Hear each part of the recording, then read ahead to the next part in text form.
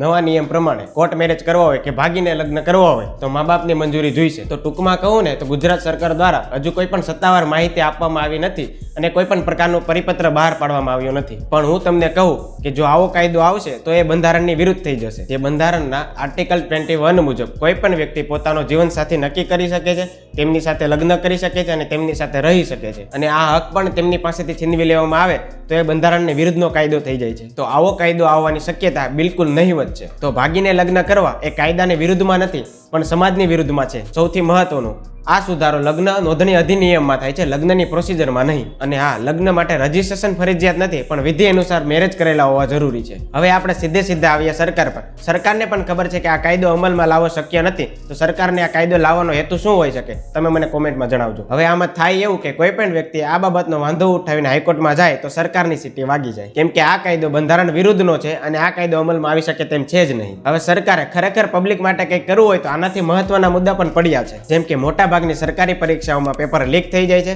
Result ટાઈમે નથી આવતા અને સરકારી સ્કૂલોમાં શિક્ષકોની ભરતી નથી થતી. આના પર વધારે ધ્યાન આપવું જોઈએ. તો તમને શું લાગે છે, સરકાર આના પર વધારે ધ્યાન આપવું જોઈએ? તમે મને કમેન્ટમાં જણાવજો. જય હિન્દ, જય સંવિધાન.